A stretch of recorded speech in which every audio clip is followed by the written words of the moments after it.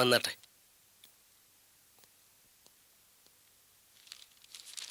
Good morning sir. Morning. ഇരിക്കൂ. Thank you sir.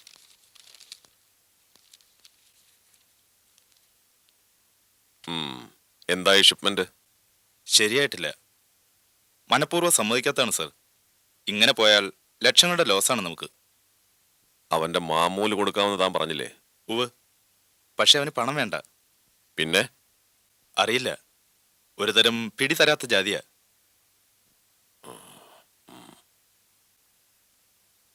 പ്രായം 30-നും 35-നും ഇടയിലാണെന്നല്ലേ താൻ പറഞ്ഞത്? അതെ സർ. ആ പ്രായം കൊള്ളാമല്ലോ ജോസേ.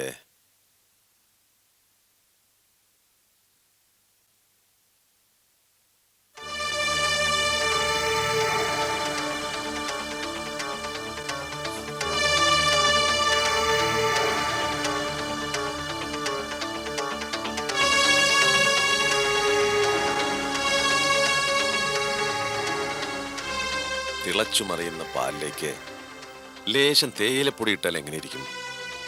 ജോസ് കണ്ടിട്ടില്ലേ? ഉണ്ട് സർ, കണ്ടിട്ടുണ്ട്. കാശിലും കള്ളിലും വീഴാത്ത മഹാപുരുഷന്മാരെ വീഴ്ത്താൻ ഒരു ഡ്രഗുണ്ട്. ദൈവം സൃഷ്ടിച്ച മയക്കുമരുന്ന്.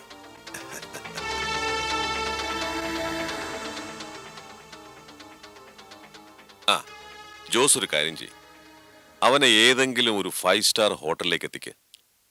ബാക്കി കാര്യം ഞാൻ നോക്കിക്കോളാം. ഞാൻ മാക്സിമം ശ്രമിക്കാം സർ. പക്ഷേ ശ്രമം വിജയിച്ചില്ലെങ്കിൽ? വിജയിക്കണം. തോൽക്കാൻ വേണ്ടി എനിക്കൊരു ജോസ് എന്തിന്? അവൻ ഹോട്ടലിൽ എത്തിയിരിക്കണം. ചില ശരി സർ.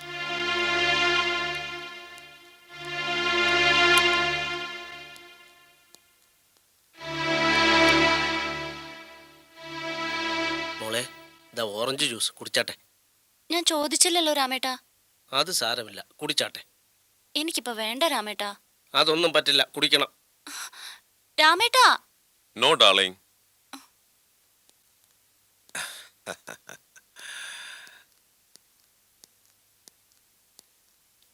ഈ ശരീരമാണ്, ഈ ഗ്ലാമറാണ് സിനിമാ താരങ്ങളുടെ മൂലധനം. അത് മാക്സിമം പ്രൊട്ടക്റ്റ് ചെയ്യണം. പഴച്ചാറുകൾ അതിന് വളരെ അത്യാവശ്യമാണ്. കഴിച്ചോളൂ. വേണ്ട സർ, പ്ലീസ്. വേണം ഡാർലിംഗ്, പ്ലീസ്. എനിക്ക് വേണ്ടി, ഈ ഡാനിയൽ ഡിസൂസയ്ക്ക് വേണ്ടി, പ്ലീസ്.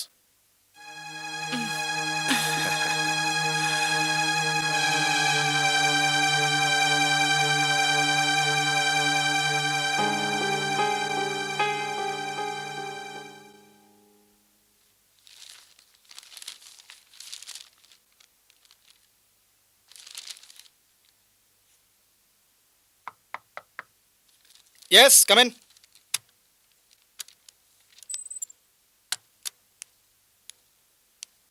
എന്താടാ ഇന്ന് നേരത്തെ പോകുന്ന ഓഫീസിൽ നിന്ന്?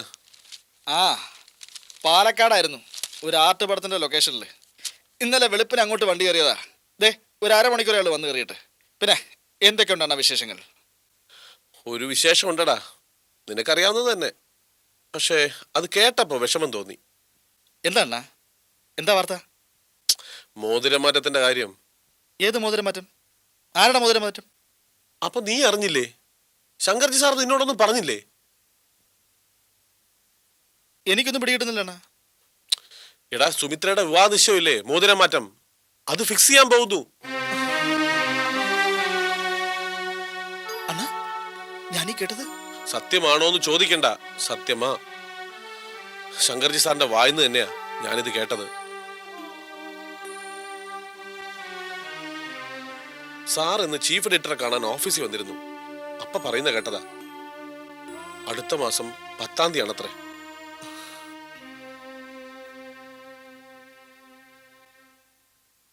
അപ്പോ അവരത് തീരുമാനിച്ചു അല്ലേ? മനസാക്ഷി എന്ന സാധനം മണ്ണിൽ കുഴിച്ചു മൂടിയിട്ട് ഒടുവിൽ അവരത് തീരുമാനിച്ചു. ആ പ്രസാദ് സാറിന്റെ അവസ്ഥ ഓർക്കുമ്പോ ദയനീയം. ഇതറിയുമ്പോ എന്തായിരിക്കും ആ മനുഷ്യന്റെ ഒരു... ഇത് നടക്കില്ലണ്ണ, നടക്കാൻ പാടില്ല. അങ്ങനെ പ്രസാദ് സാറിന്റെ നെഞ്ചി ചവിട്ടി നിന്നുകൊണ്ട് ഒരു മോതിരവും മാറ്റവും നടക്കണ്ട. നടക്കാൻ വിശാൽ അനുവദിക്കില്ല. നീ എന്ത് ചെയ്യാനാ?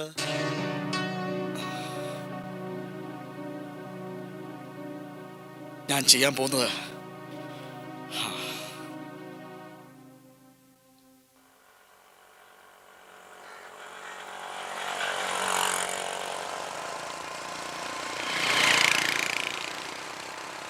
രമേശേട്ടാ,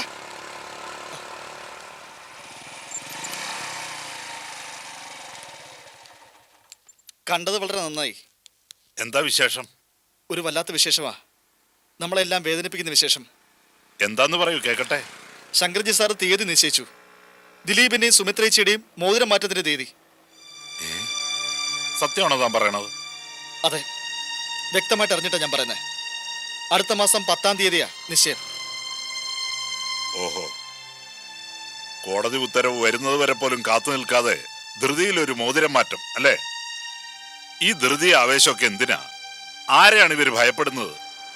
ആ മഹനീയമായ പാണിഗ്രഹണത്തെ ഞങ്ങൾ തടസ്സപ്പെടുത്തുമെന്നാണോ ശങ്കർ സാറിന്റെ ഭയം? ഭയം നിങ്ങളല്ല രമേശേട്ടാ, സുമിത്രേച്ചിയെ. സുമിത്രയോ? എന്തിന്? വിധി വരുന്നതിന് മുമ്പ് സുമിത്രേച്ചിയുടെ മനസ്സ് മാറിയാലോ? ഈ വിവാഹത്തിന് സമ്മതമല്ലെന്ന് പറഞ്ഞാലോ? പറയാൻ ഒരുപാട് സാധ്യതയുണ്ട് രമേശേട്ടാ. പ്രസാദ് സാറിനെ മനസ്സിൽ നിന്ന് അങ്ങനൊന്നും ഇറക്കി വിടാൻ സുമിത്രേച്ചിക്ക് കഴിയില്ല. അത് മറ്റാരേക്കാളും അറിയാവുന്നത് ശങ്കർജി സാറിനാ.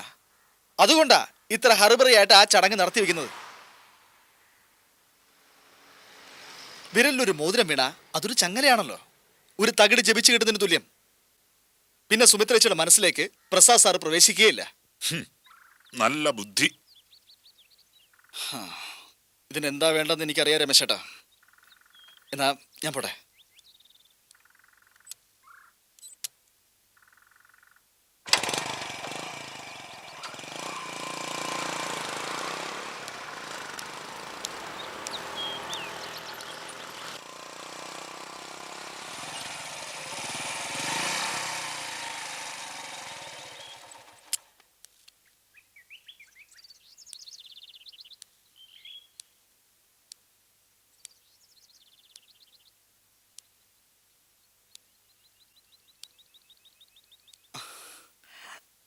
സാർ, ആ വാടോ ഇരിക്കേ. ഇന്നലെ വൈകുന്നേരവും തന്റെ കാര്യം ഞാൻ പറഞ്ഞതേ ഉള്ളൂ. എന്താ സാർ? തന്റെ ചീഫില്ലേ ജയചന്ദ്രൻ, ഇന്നലെ വിളിച്ചിരുന്നു. അപ്പോ പല വിഷയങ്ങൾ പറഞ്ഞ കൂട്ടത്തിൽ തന്നെ പറ്റിയും പറഞ്ഞു. പ്രശ്നം വല്ലതുണ്ടോ സാർ? പ്രശ്നോ? വലിയ അഭിപ്രായമല്ലേ അതിനെ പറ്റി. സ്മാർട്ട്, ഹാർഡ് വർക്കിംഗ്, അങ്ങനെ 3-4 വിശേഷണങ്ങൾ പറഞ്ഞു. ഞാൻ എതിർക്കാനൊന്നും പോയില്ല കേട്ടോ. പിന്നെ എന്തൊക്കെയാ വിശേഷങ്ങൾ? വിശേഷം, ഇവിടെ ഒരു വിശേഷം ഉണ്ടെന്ന് കേട്ടു. അത് സത്യമാണെന്ന് അറിയാൻ വേണ്ടി വന്നതാ. വിവാഹ നിശ്ചയം. അത് സത്യമാണ്. അടുത്ത മാസം 10-ാം തീയതിയാ. ആഘോഷമായിട്ടൊന്നുമില്ല, ഒരു ചെറിയ ചടങ്ങ് മാത്രം. നല്ല കാര്യ. എന്താ സാർ പെട്ടെന്ന് ഇങ്ങനെ ഒരു ചടങ്ങ് നടത്താൻ? കേസ് തീരാൻ കുറച്ച് ദിവസം കൂടി എടുക്കും. അതുവരെ കാത്തു നിൽക്കാൻ ദിലീപിന് നിവൃത്തിയില്ല. അയാളുടെ ലീവ് തീരാറായി. അതുകൊണ്ട് നിശ്ചയം മാത്രം നടത്തി വെക്കാമെന്ന് തീരുമാനിച്ചു. വളരെ നല്ല കാര്യ. കാരണം ഇത്തരം ചടങ്ങുകൾ വെച്ച് താമസിപ്പിക്കുന്നത് ബുദ്ധിയല്ല. ചിലപ്പോൾ ആൾക്കാരുടെ മനസ്സ് മാറിയാലോ? മനുഷ്യന്റെ മനസ്സല്ലേ, ഡീവിയേഷൻസ് ഉണ്ടാവാലോ. ഏയ്, ഇക്കാര്യത്തിൽ അങ്ങനെ ഒരു സംശയവും എനിക്കില്ല. ഒരു ഡീവിയേഷനും ഉണ്ടാവില്ല. അല്ല സാർ, ഞാൻ ദിലീപിന്റെയോ സുമിത്രേച്ചിയുടെയോ കാര്യം പറഞ്ഞല്ല, ജനറലായിട്ട് പറഞ്ഞ. ഈ വരുന്ന 10-ാം തീയതി അല്ലേ? ആ, നന്നായി സാർ. മാരേജ് ഇനി 1-2 മാസം കഴിഞ്ഞായാലും കുഴപ്പമില്ല. നിശ്ചയം നടക്കട്ടെ. അതിരിക്കട്ടെ, താനിത് എങ്ങനെ അറിഞ്ഞു? എൻ്റെ പഴയ തറവാട്ടിലെ കേരളയിൽ സാർ തന്നെ വന്നില്ലേ ചീഫ് എഡിറ്ററോട് കാര്യം പറയാൻ? ചുവരുകൾക്കും കാതുണ്ടല്ലോ സാർ. അങ്ങനെ ഞാനും പറഞ്ഞു. പക്ഷെ സാർ, ഒരു സംശയം. കോടതിയിൽ ഡൈവോഴ്സ് കേസ് നടക്കുമ്പോൾ ഇങ്ങനൊരു ചടങ്ങ്, അതിന് ലീഗൽ ജസ്റ്റിഫിക്കേഷൻ ഉണ്ടോ? അല്ല, ഒരു വെറും സംശയമാണ്. ഇതിൽ ഇല്ലീഗലായിട്ടൊന്നുമില്ല. ഒരു മോതിരം മാറ്റം മാത്രമേ ഇവിടെ നടക്കുന്നുള്ളൂ. നിയമപരമായ ഒരു രേഖയിലും നമ്മൾ ഒപ്പുവെക്കുന്നില്ല. ഓ, അത് ശരി. എന്നാ പിന്നെ സേഫാ. എനിക്ക് ഈ കാര്യങ്ങളെക്കുറിച്ചൊന്നും വലിയ ധാരണയില്ല, അതുകൊണ്ട് ചോദിച്ചാ.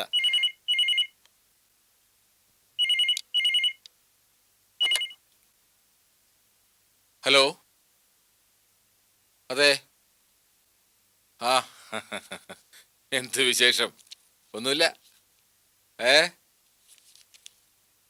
ഏതാ വിശേഷം പ്രതിക്ക? ഓഹോ, അല്ല, എനിക്ക് ഉടനെ ഒരു എന്തെങ്കിലും എഴുതാനുള്ളൊരു മൂഡില്ല. അല്ലല്ല, ഒഴിവാക്കുന്നൊന്നുമല്ല. അങ്ങനെ വിചാരിക്കരുത്, ഒരിക്കലും അല്ല.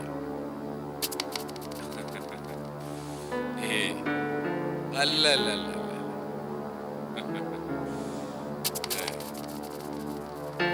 അല്ല, ഞാൻ കാര്യം പറയാം.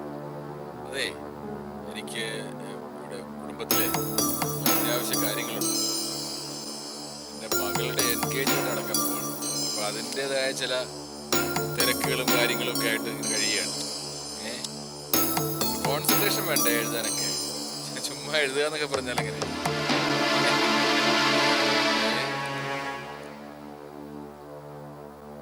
അല്ല, ഉടനെ എന്തായാലും ഒന്നും പറ്റില്ല. നമുക്ക് അടുത്ത ഇഷ്യൂല് നോക്കാം. അടുത്ത അതെ, ഇതിന്റെ സ്വന്തം സ്ഥാപനം പോലെയല്ലേ? ഒരിക്കലും ഇല്ല, ഒരിക്കലും ഇല്ല. അവോയ്ഡ് ചെയ്യുന്ന പ്രശ്നം ഇപ്പോഴും ഒഴിവാക്കുന്നതൊന്നും അല്ല. എഴുതാൻ പറ്റിയൊരു മാനസികാവസ്ഥയൊന്നും ഇല്ല, അതുകൊണ്ടാ. എന്നാ ശരി, കുറച്ചു മുമ്പ്. ഓക്കെ. അച്ഛാ, ലീവ് സാങ്ഷനായി. നമുക്ക് വേണമെങ്കിൽ നാളെ തന്നെ നാട്ടിലേക്ക് ഷിഫ്റ്റ് ചെയ്യാം. ആഹാ, നല്ല വാർത്തയാണല്ലോ. അപ്പൊ വീണ്ടും വേരുകളിലേക്ക് മടക്കം അല്ലേ സർ? നിശ്ചയം കുടുംബ വീട്ടിൽ വെച്ചാകാമെന്ന് കരുതിയിടോ.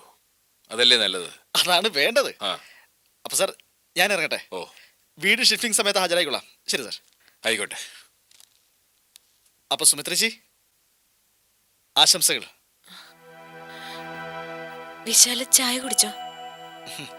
അതൊക്കെ നിശ്ചയത്തിന് വിശാലമായിട്ട് തന്നെ. ഓക്കെ.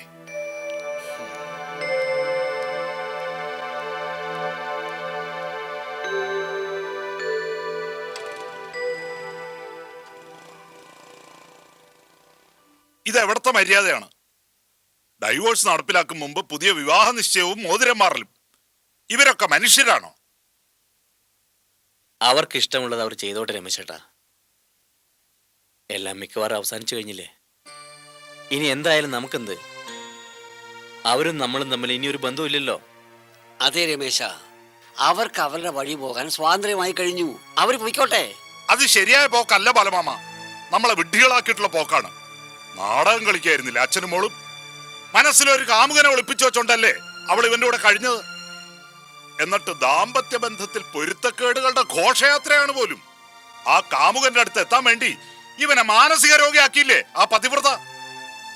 ഇതൊന്നും കണ്ടു മിണ്ടാതിരിക്കാൻ ഞാൻ കഴുതയൊന്നുമല്ല.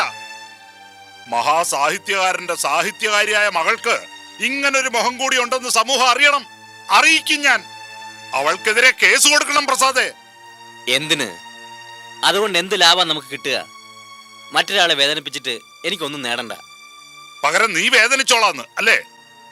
എനിക്കൊരു വേദനയില്ല രമേശേട്ടാ. ആ ഘട്ടമൊക്കെ കഴിഞ്ഞു പോയി. ദയവ് ചെയ്ത് രമേശേട്ടൻ ഈ കാര്യത്തിൽ ആവശ്യത്തിലേറെ പ്രാധാന്യം കൊടുക്കരുത്. ഒന്ന് പറയൂ ബാലമാമ. പ്രസാദ് പറഞ്ഞതാണ് ശരി രമേശ. തെറ്റിയുന്നവരെ മുഴുവൻ നല്ലവരാക്കാൻ നമ്മളെ കൊണ്ട് കഴിയില്ല. കേസും കൂട്ടമൊന്നും നമ്മുടെ വഴിയല്ല. ശരി, സമ്മതിച്ചു. പക്ഷെ പകരം പ്രസാദ് എനിക്കൊരു വാക്ക് തരണം. എന്തു വാക്ക്? സുമിത്രയുടെ വിവാഹം നടക്കുന്ന അതേ മുഹൂർത്തത്തിൽ ഇവന്റെ വിവാഹം നടക്കണം. ഇവൻ അതിന് സമ്മതം തന്നേ പറ്റൂ. എന്താ?